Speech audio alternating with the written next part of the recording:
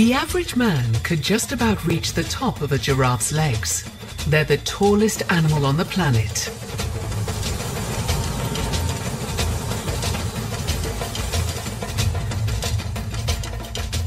One of the leftovers from the days when the world was covered in massive mammals, just over 11,000 years ago. Many models of giraffe came and went over millions of years. This extreme form started to take shape in the last 2 million years, and no one really knows why. What is the reason for that neck, those long legs, and that tongue, which is 1.5 feet long? How is an animal with the giraffe's proportions able to maintain such grace and dignity and remain so successful on the African plains? The distinct coat of a giraffe helps it blend in, although it doesn't have many adversaries to hide from. At up to 1.5 tons, the male giraffe is twice as heavy as a cow. And it has cloven hooves like its fellow grazer, but twice as wide. On those lanky 6-foot legs, they amble with elegance. Using that even longer neck like a pendulum to balance, they swagger with a certain rhythm. A male giraffe is just under 20 feet tall.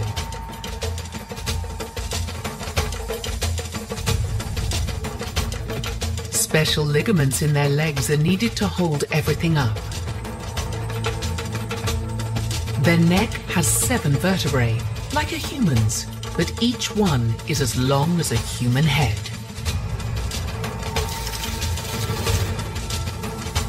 With measurements like this, what could the giraffe possibly fear out on the savannah? Besides the occasional thunderstorm.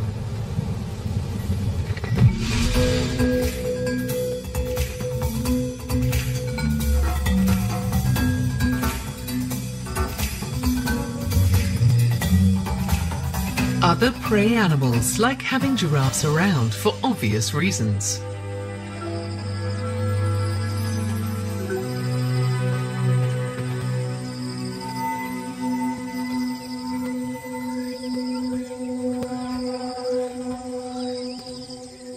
At that height, they're the first to spot danger.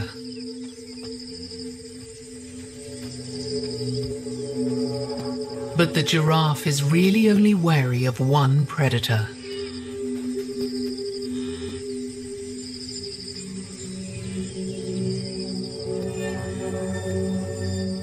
The lion.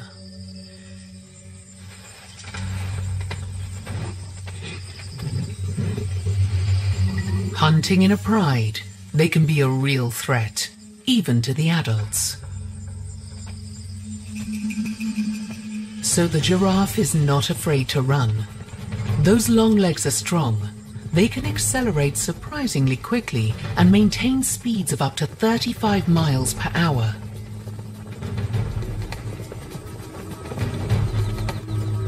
Lions can sprint at around 50 miles per hour, but only for short bursts.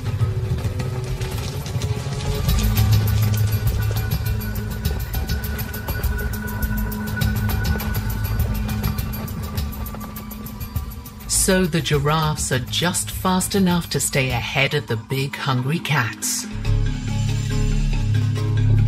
When a mother giraffe is cornered, she'll stand her ground.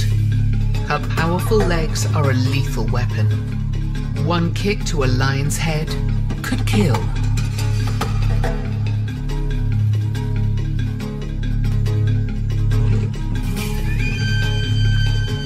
Sometimes lions are hungry enough to want to bring down an adult giraffe.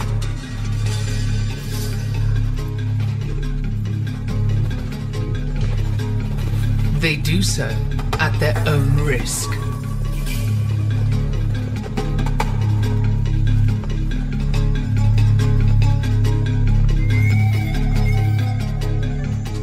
It's a tall order, Giraffes are often too much like hard work. But if a mother does let her guard down, a calf will make a decent meal for carnivores. Only around half will make it to their first birthday.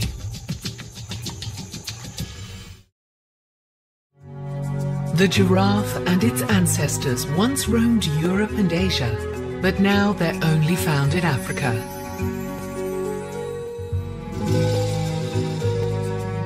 Living in isolated groups across the continent, there are 9 subspecies in all, each with a slightly different shade and design to their patchy coat, and each specifically adapted to their own habitat.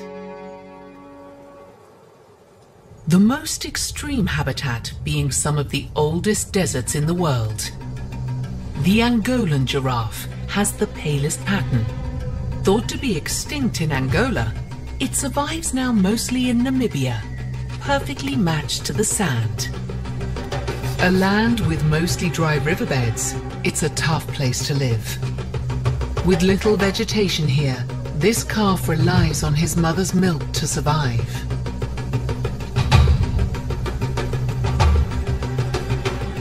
Their main enemy lives here too.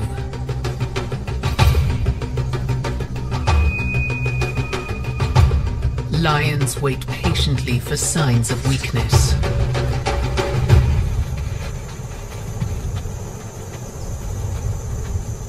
With less than 2 inches of rain a year and very few trees, exactly how these big herbivores manage to survive here is a mystery. Giraffes can sometimes go weeks without water, but this mother and calf are severely dehydrated. The vultures are as patient as the lions. Sunset brings some relief. Nighttime temperatures drop to almost freezing.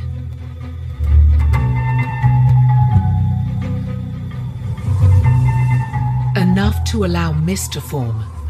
This fog is the lifeblood of the desert. Barely any rainfall means animals depend on it for precious moisture. At dawn, clouds evaporate, leaving water droplets on the leaves.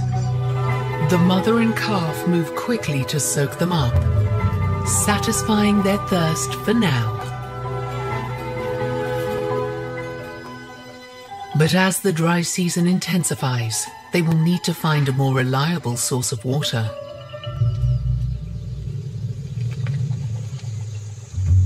And they know just who to follow. The other big vegetarian in the desert is also in search of sustenance.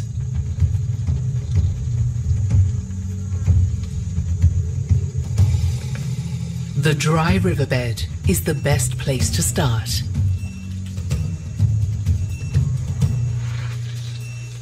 These desert elephants are particularly resourceful in a land with little water. The giraffes follow the elephants to some anna trees. These remarkable trees can draw water from deep underground and survive the dry season, even bearing nutritious fruit. So they're popular with many creatures, like these baboons.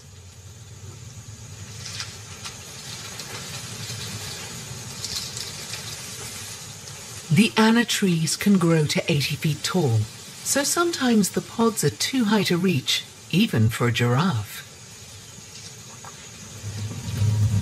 These pods are the one vital source of protein for the mother and calf.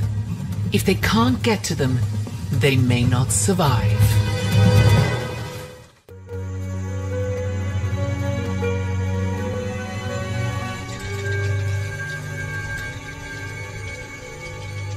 Why is the giraffe so tall? There's one obvious answer. To get to the food that others can't reach.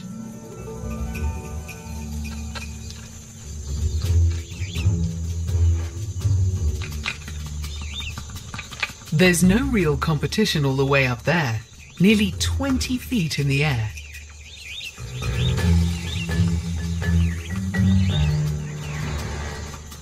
but they don't always reach so high. Females often bend down to feed, grazing from the ground like other herbivores on the savanna. Known to eat over 100 different plant species, a giraffe's favorite food is a common sight across Africa: the acacia trees. Also known as thorn trees, there are many different types, and they're not the easiest thing to eat. But giraffes are built for the job of tackling the acacia's defenses. A long, skinny head allows the giraffe to get in close, and special bones in their skull allow the head to tilt almost 180 degrees to reach even higher. They can close their nostrils so the spines can't slip in. Long lashes protect the giraffe's big brown eyes. Their lower teeth work like a comb, stripping the leaves from the spiny branches.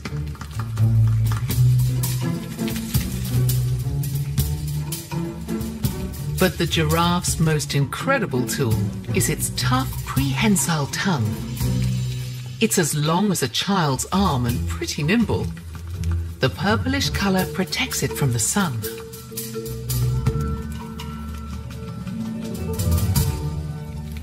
With these skills, a giraffe can tackle anything with spines.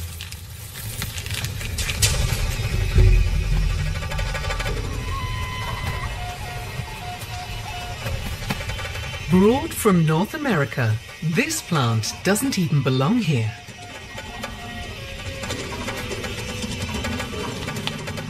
But the ever-hungry giraffe has found a way to tuck into a meal of cactus. Extra tough skin in their throat and gut allows them to swallow the sharp spines.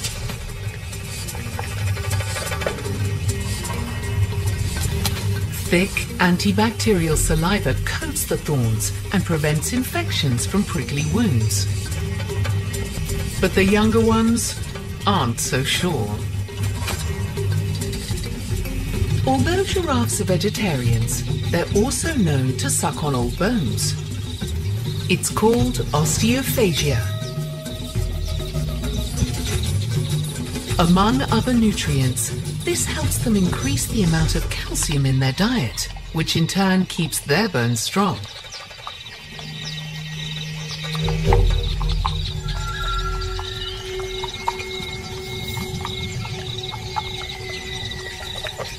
Getting the right nutrients is a constant battle for animals living on the African savanna. Back in the grueling Namibian desert, things are even tougher. The hungry mother and calf can't reach the anna tree pods, so they wait. And then it happens. An elephant shakes the anna tree.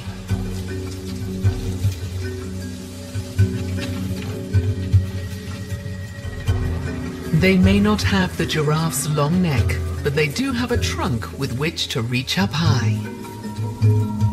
Dinner is served for everyone. But it's time for the giants to pull rank.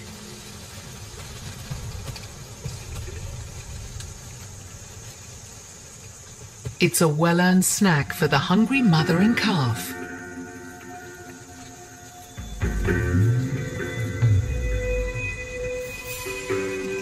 Awkward to reach, but worth the effort. The pods are full of protein.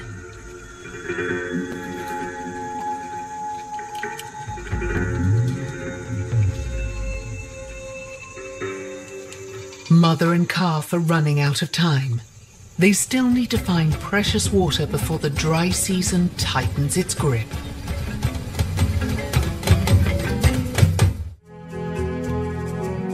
All giraffe species across Africa can withstand intense heat, but they still need to rest during the hottest part of the day. Their coats aren't just for camouflage. They help to regulate body temperature too. A sophisticated system of blood vessels under the patches allows them to lose heat more easily.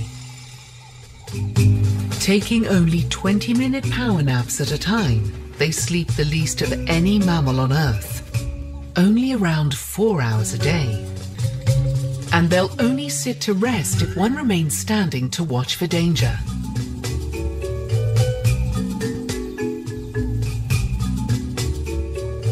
So giraffes spend most of their time eating. Around 75 pounds of vegetation a day. Just like cows, they're ruminants and have 4 compartments in their stomach to digest all the plants they consume. Bacteria in the gut helps, but they also need to chew the cud. Waves of contractions bring the food back up to the mouth for more chewing. It's pretty much what they do all day.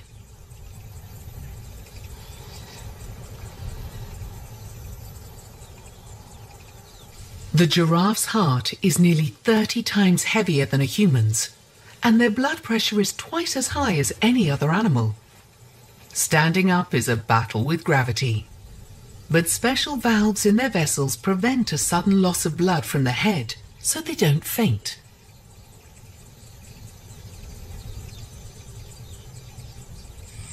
They can jump up quickly, especially when disturbed.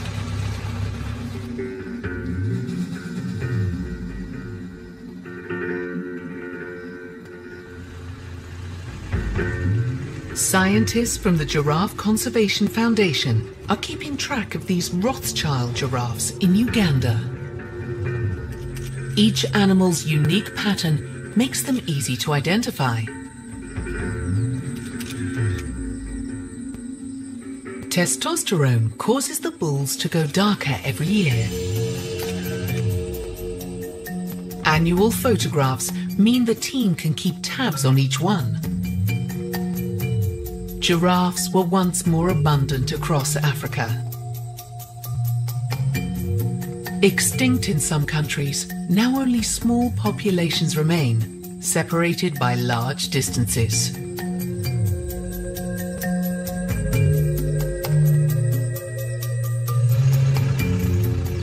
A team of researchers want to get skin samples from the same animals so they can study how they're related.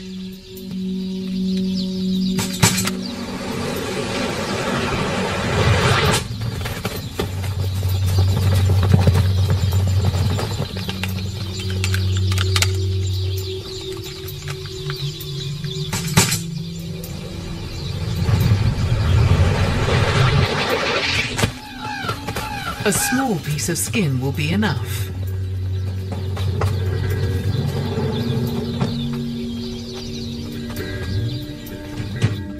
Tiny samples will be sent to a lab.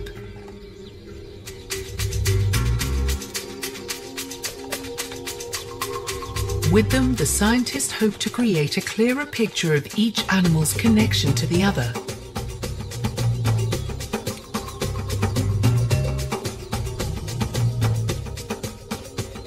Much about them remains unknown. We do know that giraffes have no fixed territories. They just wander and feed from tree to tree. Their progress is only blocked by natural boundaries like lakes and rivers. For giraffes have never been known to swim. Female giraffes stick together in family herds, and the males often become loners. Except, of course, when it's that time of year. Time for the males to fight over access to the females. There's another theory for those long necks. They're a weapon used by the males to fight for a mate.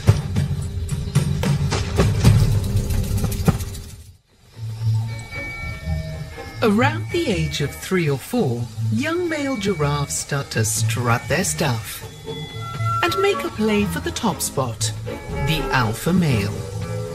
This is where the other theory for that long neck comes in. Male giraffes use it as a weapon.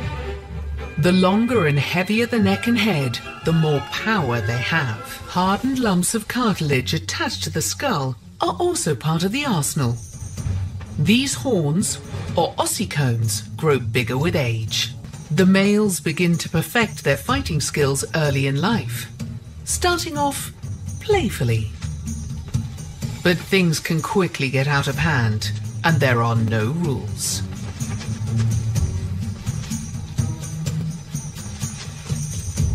Unsurprisingly, it's known as necking.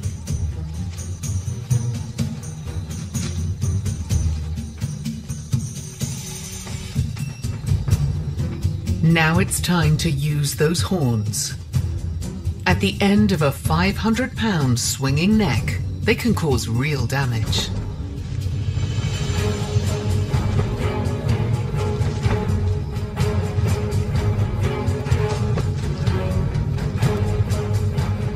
Male giraffes have other strategies too.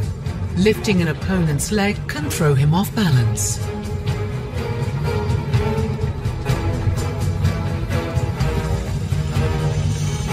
It's a graceful and dangerous dance, which can occasionally end in death.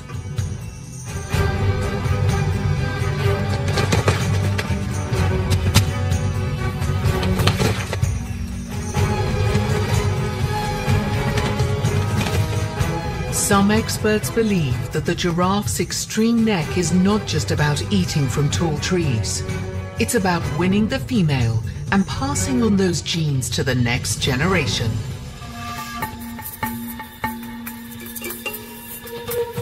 After the battle, the males even practice mating with each other. The hostilities are over, for now.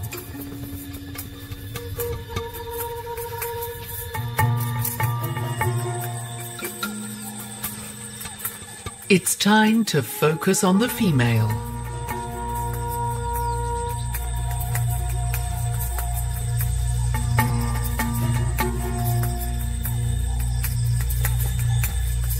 First step is to test whether she's in heat and ready to mate.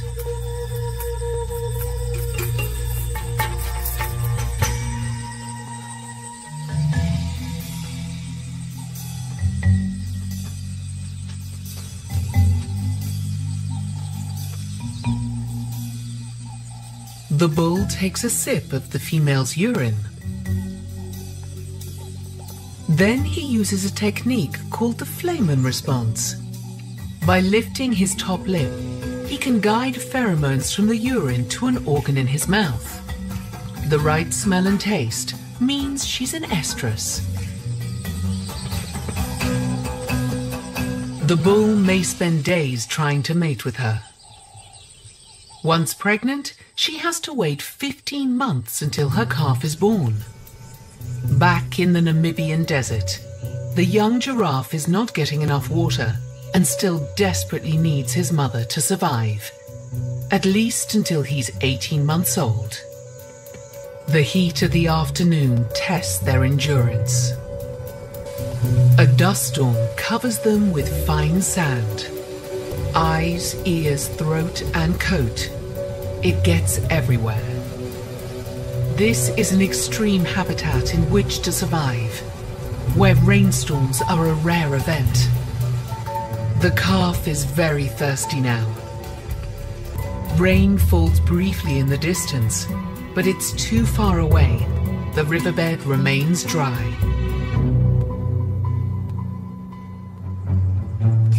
It's time to go in search of fresh water, but even before their journey begins, they face a big challenge. How to get out of the dry riverbed. Climbing is not necessarily a giraffe's forte, and the ascent is anything but graceful.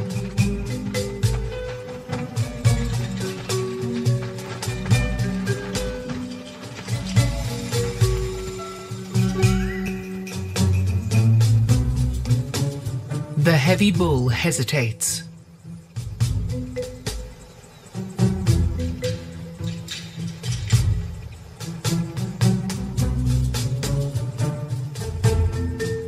At the top, The thirsty mother and calf can't afford to wait.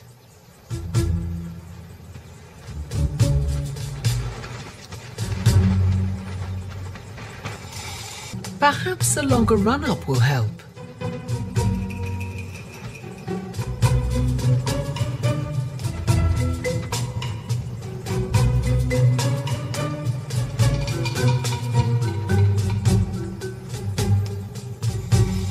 Finally, he decides the steep slope isn't for him and takes the long way round.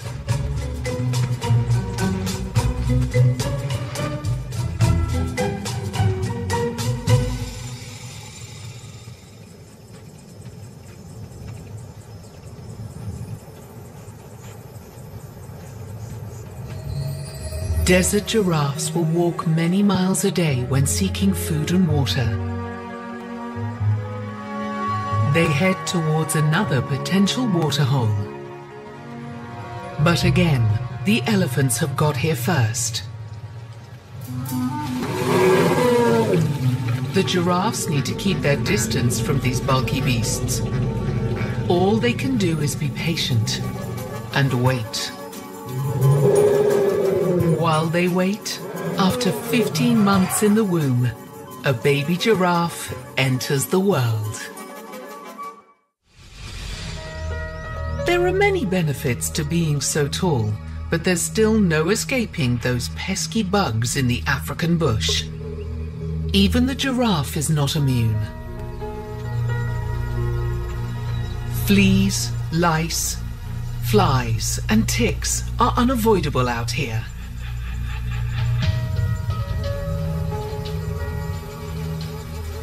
But they have found ways to cope. One way is to use that long, flexible tongue. Another, to flick their tail.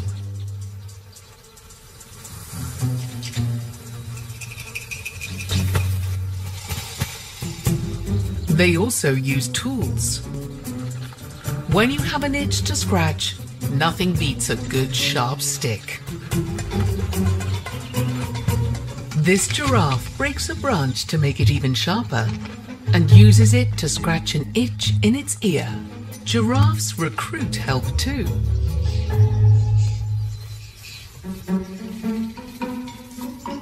Oxpeckers are a big mammal's best friend. These birds are often seen hitching a ride with the giraffe and make a feast of all the biting insects.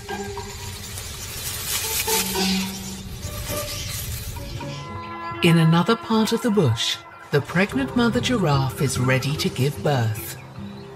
In this rare amateur footage, she finds a private place for the event. The mother paces as the calf comes out, hooves first.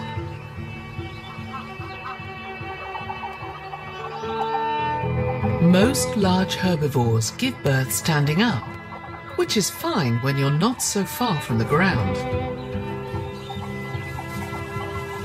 But this newborn has quite a way to drop. In only 30 minutes, he'll be up and ready to go. His coat camouflages him in the tall grass.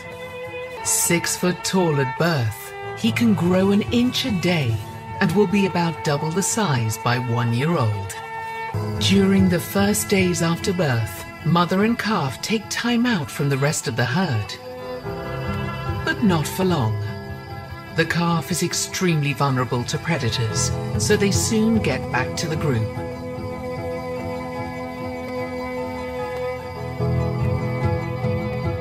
Something else is about to disturb their peace.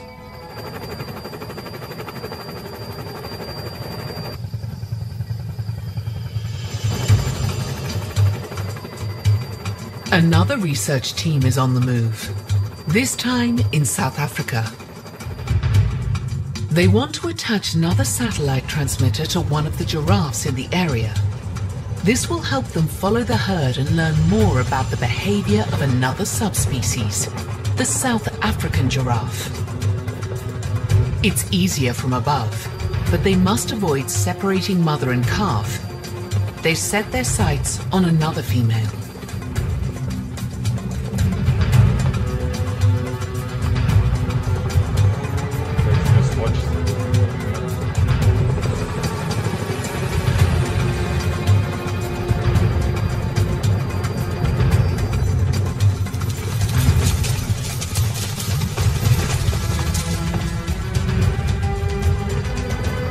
They need to get as close as possible to make the tranquilizing shot. They force the group into the open.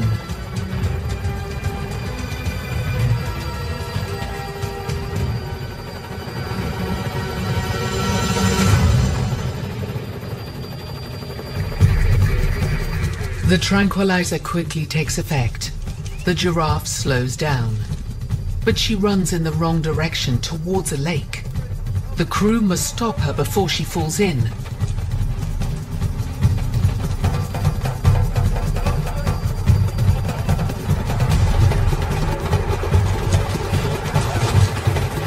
For her own protection, they try to help her down.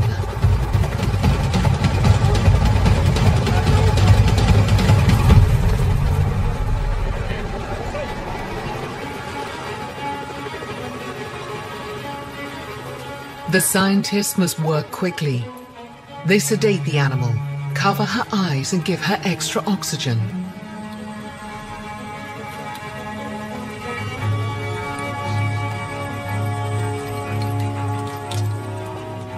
They measure her huge body and give her a name, Annette.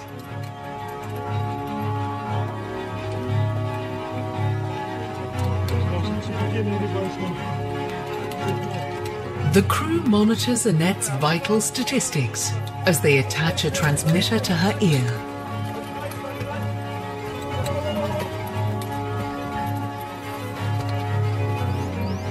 She's not fully sedated, so they carefully avoid those powerful legs.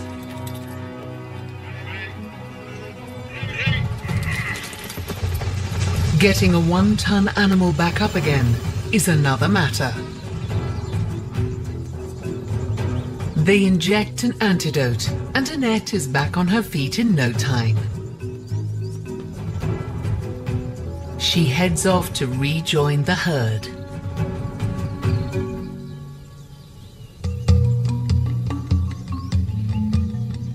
The transmitter won't harm the animal, and it's a vital key to their research.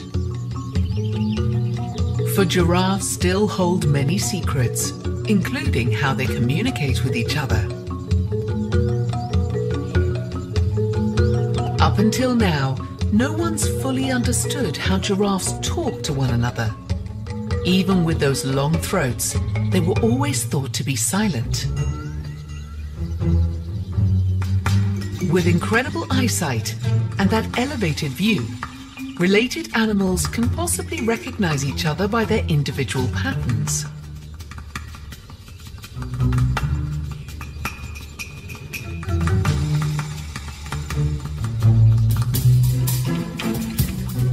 But no one knows for sure if, how, and what they communicate.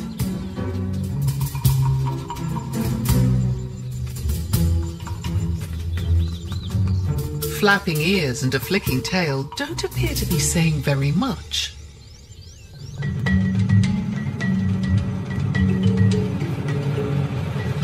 Breaking research reveals that giraffes aren't silent at all. They do in fact talk to each other, and a lot of that chatter happens late at night.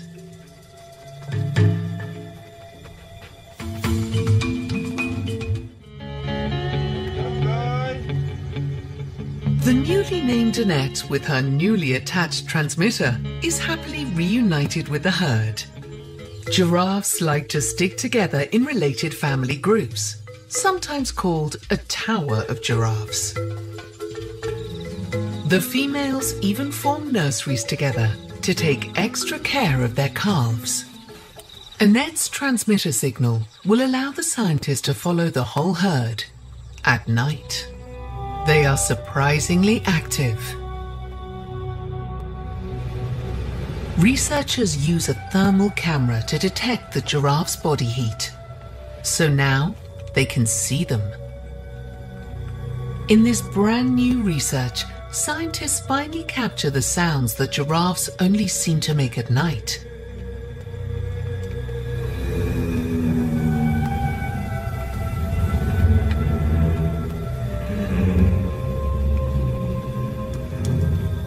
At 92 Hertz, Those sounds aren't quite infrasound like an elephant's rumbles, but they're not easy for us to hear.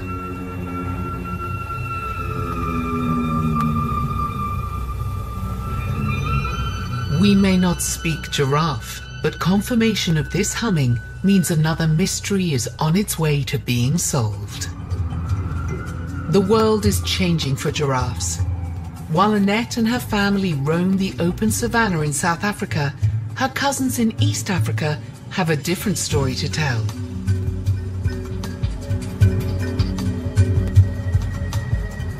These Maasai giraffes live on the doorstep of Kenya's capital, in Nairobi's National Park. City skyscrapers are their backdrop. As humans encroach, the giant mammals carry on with their lives. The noise doesn't seem to bother them, as long as they can find enough to eat. A particular kind of acacia grows here, the whistling thorn. It's a great example of a symbiotic relationship where one species helps another. With its swollen thorns, this tree provides a home for ants.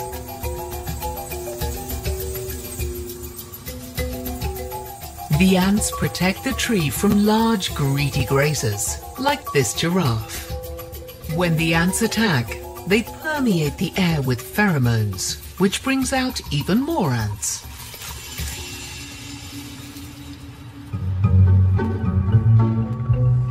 The giraffe's thick skin makes him pretty resilient, for a while. Acacias are constantly fighting not to be eaten. While this tree utilizes ants, other acacias produce tannins in their leaves. The instant animals start to nibble, which eventually makes them too bitter to eat.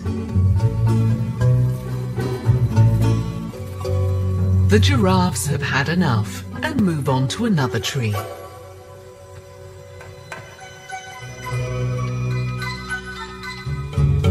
Their browsing stimulates the tree to grow more leaves.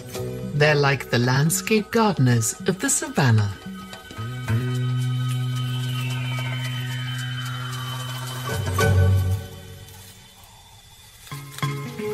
Back in Namibia, the desert-dwelling giraffes don't have time for landscape gardening. The competition for food and water is becoming severe. The family of elephants is hogging the only waterhole.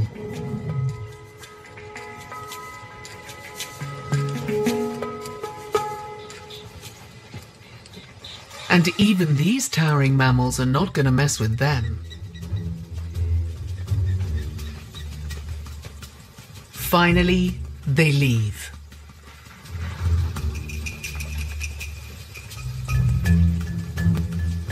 And the giraffes make their move.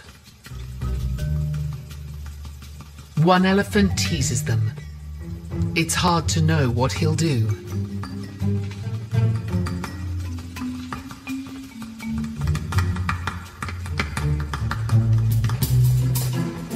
Eventually, the big bull leaves, and the coast is clear to get a drink at last, which in itself is risky. The giraffe's awkward stance for drinking makes them vulnerable to the desert lions.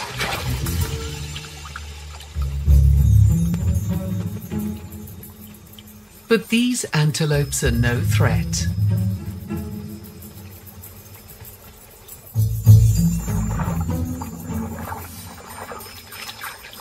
The giraffes can only afford to leave their head down for a minute. When they pop back up, these special valves in their veins stop them from getting dizzy. They can guzzle many gallons in one go.